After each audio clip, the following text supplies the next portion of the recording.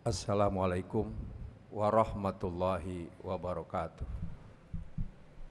Alhamdulillahirabbil alamin. Wal aqibatu lil muttaqin. Wala udwana illa 'alal zalimin. Asyhadu an la ilaha illallah wahdahu la syarikalah. Lahul mulku wa lahul hamdu wa huwar rahmanur rahim. Wa asyhadu anna Muhammadan abduhu wa rasuluhu rahmatan lil alamin wa uswatan lil mu'minin. Allahumma fasholli wa sallim wa barik ala sayyidina wa maulana Muhammadin sayyidil awwalina wal akhirin wa ala alihi wa ashabihi wa man tabi'ahu wa nasarahu ila yaumiddin. Amma ba'du. Ma'asyiral muslimin rahimakumullah. Usikum wa iyaya bitaqallah. Faqad faza man ittaqa wa khaba man tagha. Qala Allah Ta'ala fi kitabihil karim wa huwa asdaqul qailin. A'udzu billahi minasyaitonir rajim. Innal ladzina qalu rabbuna Allahu tsumma istaqamu tatanazzalu alaihimul malaikatu alla takhafu wa la tahzanu wa abshiru bil jannati allati kuntum tu'adun. Shadaqallahul azim wa sadaqa rasulul habibul karim wa nahnu ala dzalika minasyahidin wa syakirin walhamdulillahirabbil alamin. Hadirin kaum muslimin sidang Jumat yang dimuliakan oleh Allah Subhanahu wa taala. Ada doa yang banyak dibaca oleh mereka yang berpuasa di bulan Ramadan. Doa yang dimaksud insya Allah semua kita hafal. Allahumma innaka afuwun tuhibbul afwa fa'fu anna. Allahumma inna nas'aluka ridhaka wal jannah wa na'udzubika min sakhatika wan nar. Inti dari doa ini, 3 hal yang dipinta oleh kita orang yang berpuasa.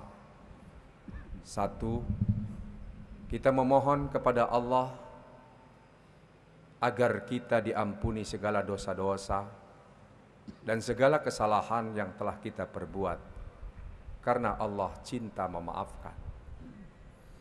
Yang kedua, kita memohon kepada Allah keriduannya dan kita ingin mendapatkan surga. Dan yang ketiga, agar kita dibebaskan daripada azab api neraka. Khusus perkara yang kedua, kita memohon keriduan Allah dan surga. Bisakah surga dicapai dan digapai hanya dengan doa?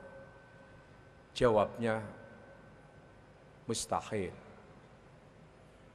Tidak mungkin sekedar doa tanpa ada amal saleh yang lain kita bisa mencapai surga.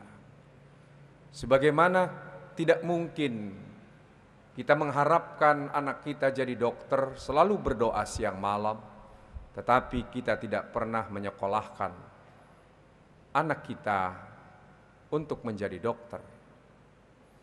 Itulah sebabnya Rasulullah menyatakan doa itu diantaranya silahul mu'min. Doa itu baru senjata orang beriman, harus dibidikan, harus diarahkan, harus diaplikasikan. Karena itu, seorang sufi atau ahli hikmah bernama Dhunnun yang hidup di Mesir pada abad ketiga Hijriah. Dalam kitab Tasfiyatul Qulub karangan Al-Imam Yahya bin Hamzah Al-Yamani Ad-Dimari, Dhunnun ditanya oleh salah seorang muridnya, bima yanalul abadu al-jannata, dengan apa hamba Allah itu bisa mencapai surga? Faqala, Zunnun menjawab, bi khamsin, dengan 5. Apa itu yang 5?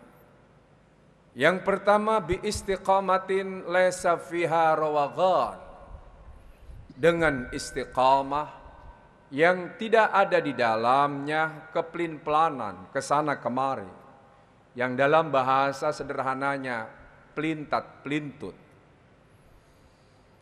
Yang kedua, wa bi istihadin laisa ma'ahu lahun, surga hanya bisa dicapai dengan kesungguh-sungguhan yang tidak disertai senda gurau atau main-main. Yang ketiga, wa bi muraqabatillahi fis sirri wal alaniyah, yaitu dengan muraqabah terhadap Allah, merasa diri kita dikontrol dan diawasi oleh Allah, baik dalam kesendirian kesepian maupun dalam keramaian banyak orang. Yang keempat, bi intizaril mauti bita'ahubi. Kata Zunnun, surga hanya bisa dicapai dengan kita mempersiapkan diri menghadapi al-maut, kematian, sebuah kepastian. Dan yang kelima, wa bi muhasabatin nafsi qabla an tuhasaba, yaitu dengan kita muhasabah, menghitung-hitung diri, introspeksi diri sebelum kita dihitung oleh Allah Subhanahu wa taala. Inilah 5 hal kalau orang ingin mencapai dan menggapai surga, kata Zunnun. Yang pertama, bi istiqamatin laisa fiha rawaghan, yaitu dengan istiqamah yang tidak ada di dalamnya keplin-pelanan atau pelintat-pelintut. Apa itu istiqamah? Istiqamah asal kata dari istaqama yastaqimu istiqamatan. Artinya benar, jujur, lurus, konsekuen, konsisten. Kejujuran inilah yang tidak disertai pelintat-pelintut atau kepimpanan, terutama kejujuran dalam beriman, keistiqomahan dalam beriman. Karena itu Allah Subhanahu wa taala berfirman dalam surat Fussilat ayat 30 yang dalam mukadimah tadi dibaca, innal ladzina qalu rabbunallah tsumma istaqamu tatanazzalu alaihimul malaikatu alla takhafu wa la tahzanu wa absyiru bil jannati allati kuntum tu'adun. Sesungguhnya orang-orang yang menyatakan bahwa Allah itu Tuhan kami, kemudian mereka istiqamah, konsisten, jujur, lurus, membenarkan dengan hatinya, konsekuen dengan lisannya, dan juga konsisten dengan perbuatannya, niscaya malaikat-malaikat akan turun kepada mereka dan membisikkan kepada mereka, jangan takut, jangan khawatir, jangan bersedih. Perkara-perkara dosa-dosa yang telah lalu insya Allah akan diampuni oleh Allah. Dan dibisikkan kepada mereka kabar gembira bahwa mereka akan mendapatkan surga sesuai dengan yang dijanjikan oleh Allah Subhanahu wa taala. Sementara yang namanya jiwa istiqamah adalah salah satu fitrah manusia. Karena itu dikala kita membaca 17 kali sehari semalam surat Al-Fatihah, diantaranya ihdinas siratal mustaqim, itu artinya bahwa manusia dalam dirinya ada yang namanya karakter istiqamah, tolabul istiqamah, ingin menjadi orang yang baik. Cuma kapan ingin menjadi orang yang baik? Ada orang yang dikala anak-anak sudah menjadi baik, lurus istiqamah. Seperti keteladanan kita Nabi besar Muhammad SAW, dikala anak-anak sudah mendapatkan gelar Al-Amin. Ada orang istiqamah setelah nikah, ada orang istiqomah setelah usia 40 tahun, dan ada orang yang menunggu istiqomahnya setelah pensiun. Tapi ada orang yang istiqomahnya terlambat seperti Fir'aun. Walaupun ingin jadi orang baik, tetapi keinginan itu sudah terlambat. Itulah sebabnya Surga hanya bisa dicapai dengan istiqomah yang tidak ada keplin-pelanan. Apakah ada orang yang istiqomahnya pelin-pelan? Tidak sedikit. Banyak di antara kita, termasuk kaum selebritis, dikala muncul jiwa istiqomahnya, ia ingin jadi orang yang benar dan baik. Karena itu spontan ia pergi umroh maupun haji. Dan kesadaran penuh dikala di Mekah, di tanah suci begitu tinggi. Tetapi begitu kembali ke tanah air, maka kembali ke habitat. Ini namanya pelintat-pelintut. Surga tidak bisa dicapai dengan istiqomah yang pelintat-pelintut. Yang kedua, biistihadin laisa ma'ahu lahwun. Surga itu hanya bisa dicapai dengan kesungguhan, keseriusan yang tidak disertai yang namanya kelalaian atau senda gurau. Karena itu orang yang namanya istiqomah harus serius. Yang namanya kita doa harus sungguh-sungguh. Salat pun harus sungguh-sungguh. Puasa pun harus sungguh-sungguh. Segala yang kita lakukan harus sungguh-sungguh. Karena itu ada pepatah mengatakan manjada wajada. Siapa yang bersungguh-sungguh pasti dapat. Siapa yang bersungguh-sungguh ingin merintis jalan ke surga pasti tercapai. Tapi syaratnya adalah sungguh-sungguh. Tidak boleh sekedar setengah-setengah. Adanya sebuah keplin-pelanan sebagaimana disebutkan di atas tadi. Keseriusan inilah Allah Subhanahu wa taala menerima doa karena kesungguhan. Digambarkan dalam hadis qudsi, ana inda zanni abdi bi. Saya mah kata Allah tergantung prasangka hambaku. Jika hambaku lalai dalam berdoa, merasa tidak diterima doanya tidak akan diterima. Tapi hambaku optimis dengan bulat dan serius bahwa doanya diterima, maka oleh Allah Subhanahu wa taala akan diterima. Sungguh pun penerimaan itu ada 3 dimensi. Ima langsung sesuai dengan permohonannya, ima yang namanya diganti dengan yang lain, atau nanti ditangguhkan sampai hari kiamat. Yang jelas kesungguhan ini. Bagaimana supaya kita sholat sungguh-sungguh sehingga yang namanya surga bisa dicapai? Al-Imam Al-Ghazali mengatakan salah satu di antara metode agar kita sungguh-sungguh dalam sholat, sallu sholatal mawaddah. Sholatlah kalian seakan-akan sholatmu yang terakhir. Dikala kita sholat Jumat sekarang ini, seakan tidak ketemu asar. Dikala kita sholat asar, seakan tidak ketemu maghrib. Dikala sholat maghrib, seakan tidak ketemu isya, dan seterusnya. Disitulah kesungguhan akan tercapai. Selain tentu kita harus memahami tentang makna dan arti yang kita baca. Kenapa? Karena yang namanya sholat ada 2 rukun qauliyah dan fi'liyah. Inilah yang menurut Rasulullah bahwa yang namanya solat itu mi'rajul arifin, mi'rajul mu'minin, tempat naik derajatnya orang-orang beriman, orang-orang arif. Qauliyah adalah merupakan mi'raj ruhaniyah, sedangkan fi'liyah adalah merupakan mi'rajnya al-jawari, fisik. Yang ketiga, kata Zunnun, yang namanya surga hanya bisa dicapai dengan muraqabatillahi ta'ala fis sirri wal alaniyah. Surga hanya bisa dicapai dengan kita merasa dikontrol oleh Allah, diawasi oleh Allah Subhanahu wa taala dalam kesendirian kesunyian maupun dalam kebanyakan orang rame-rame. Puasa adalah merupakan latihan kita muraqabah terhadap Allah. Puasa adalah latihan untuk kita merasa selalu dikontrol dan diawasi oleh Allah. Karena itu puasa dilandasi oleh iman ya ayyuhallazina amanu. Yang kalau diartikan sesungguhnya, hei orang-orang yang telah imannya tertanam dalam hati, telah beriman. Orang yang puasanya landasan iman, muraqabahnya tinggi. Dari sejak terbit fajar sampai terbenam matahari, merasa diawasi oleh Allah Subhanahu wa taala. Sungguh pun di siang hari bolong, titik kulminasi panas terik matahari yang menyebabkan perut keroncongan lapar dan tenggorokan dahaga kering, tapi pantang untuk berbuka. Sungguh pun di rumah tidak ada orang, sungguh pun anak-anak kecil ada kesempatan untuk berbuka, tapi mereka tidak berani berbuka. Kenapa?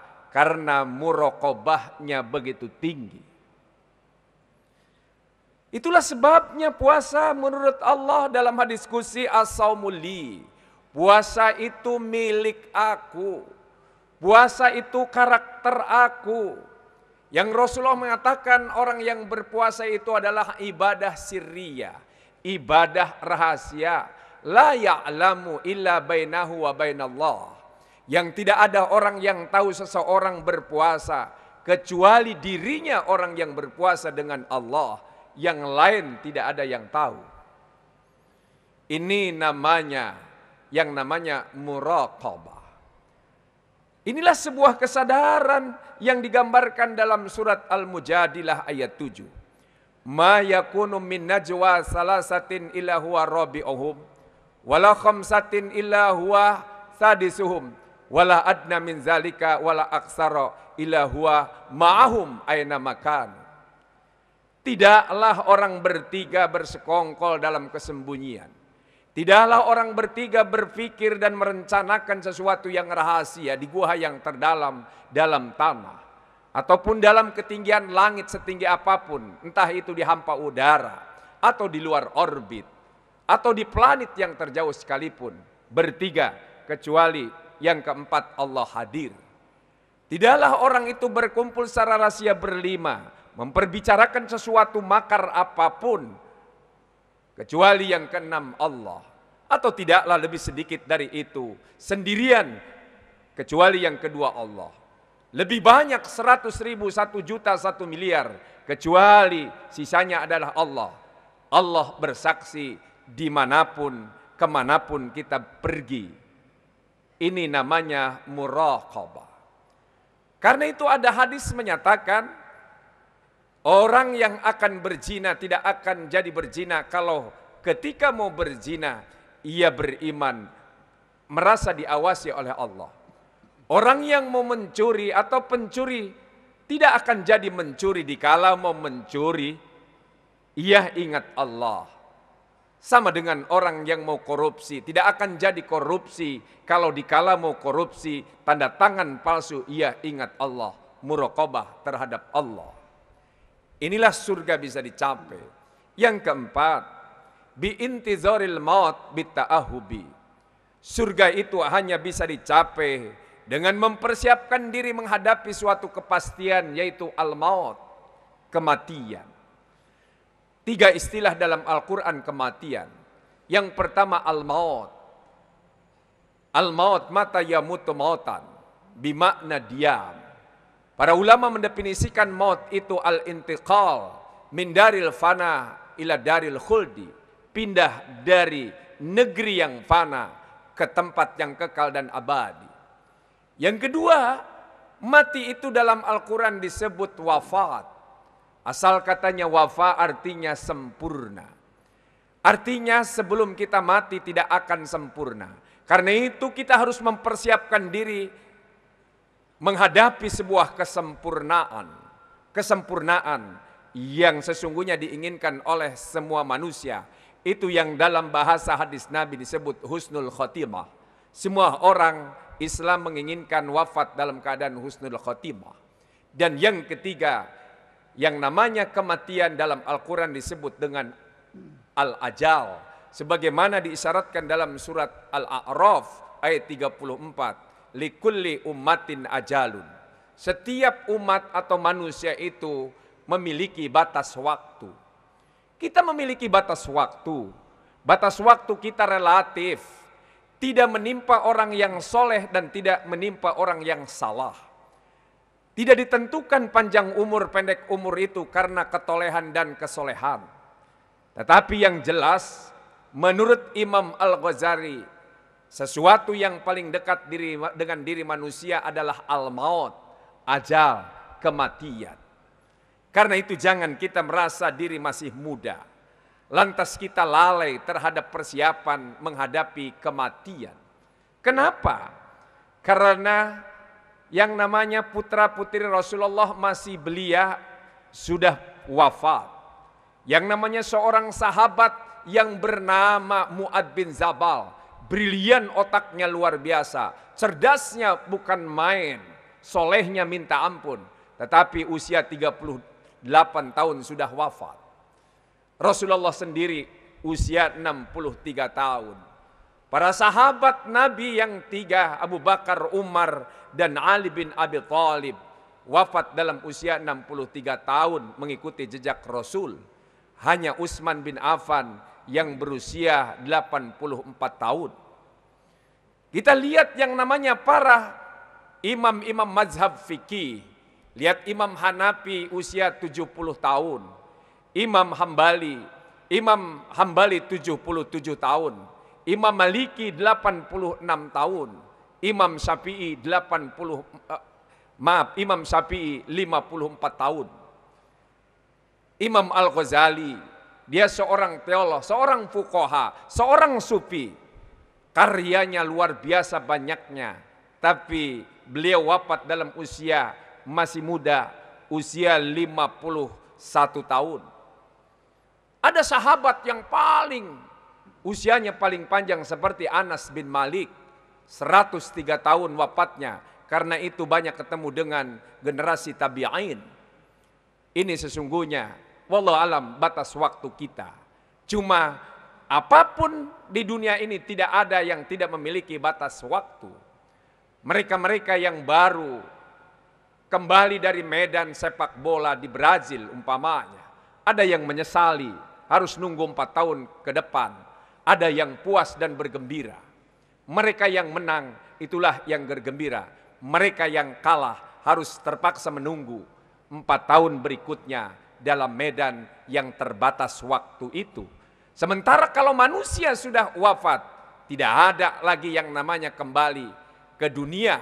Karena wafat hanya 2 kali dan hidup hanya 2 kali. Sebagaimana diisyaratkan di dalam surat Al-Baqarah ayat 28. Dan yang kelima, kata Zunnun, surga itu hanya bisa dicapai dengan muhasabatin nafs qabla an tuhasaba.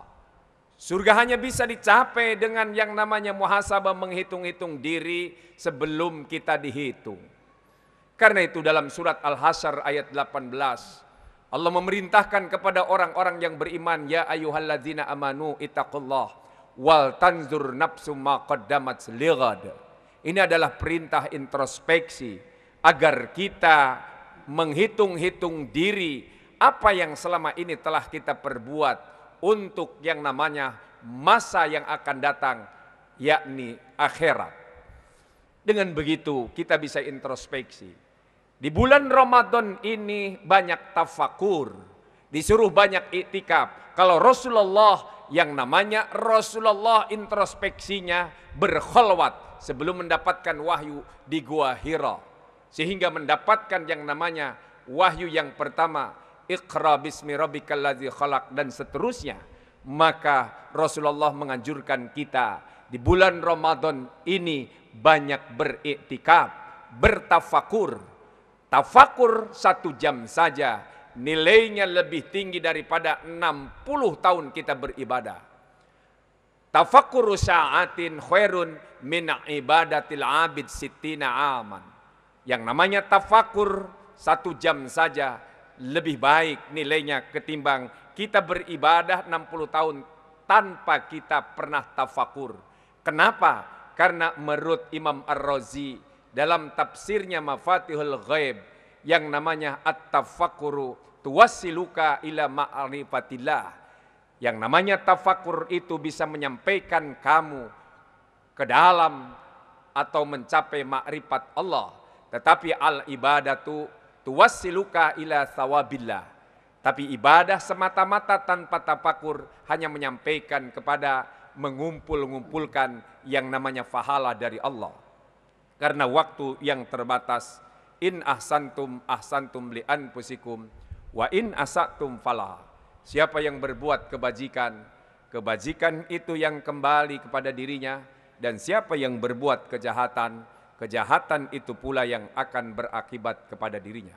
Barakallahu li wa lakum bil Qur'anil azim wa nafa'ani wa iyyakum bima fihi minal ayati wa dzikril hakim wa taqabbala minni wa minkum tilawatahu innahu samul alim. Aqulu qouli hadza fastaghfiruhu innahu wal ghafurur rahim. Alhamdulillahi nahmaduhu wa nasta'inuhu wa nastaghfiruhu wa na'udzubillah min syururi anfusina wa min sayyiati a'malina may yahdihillah fala mudhillalah wa may yudhlil fala hadiyalah. Asyhadu an la ilaha illallah wahdahu la syarikalah wa asyhadu anna Muhammadan abduhu wa rasuluhu la nabiyya ba'da. Allahumma fashalli wa sallim wa barik ala sayyidina wa maulana Muhammadin wa ala alihi wa ashabihi wa man tabi'ahu wa nasarahu wa wala amma ba'du. Ma'asyiral muslimin rahimakumullah, usikum wa iyaya bitaqallah faqad fazal muttaqun. Ittaqullah haqqa tuqatihi wa la tamutunna illa wa antum muslimun. Innallaha malaikatahu yusholluna 'alan nabi ya ayyuhalladzina amanu shallu 'alaihi wa sallimu taslima. Allahumma shalli ala sayidina Muhammad wa ala ali Muhammad kama shallaita ala Ibrahim wa ala Ibrahim wa barik ala sayidina Muhammad wa ala Muhammad kama barakta ala Ibrahim wa ala Ibrahim fil alamin innaka Hamidum Majid. Allahumma arda anil khulafa'ir rasyidin Abi Bakrin wa Umar wa Utsman wa Ali wa la baqiti sahabati wa tabi'in wa tabi'in wa man tabi'ahum bi ihsanin ila yaumiddin wa alaina ma'ahum bi rahmatika ya arhamar rahimin. Allahumma ighfir lil muslimina wal muslimat wal mu'minina wal mu'minat al ahya'u minhum wal amwat innaka sami'un qaribun mujibud da'awat wa ya qadiyal hajat. Allahumma arinal haqqa haqqan warzuqna ittiba'ah wa arinal batila batila warzuqna ijtinabah.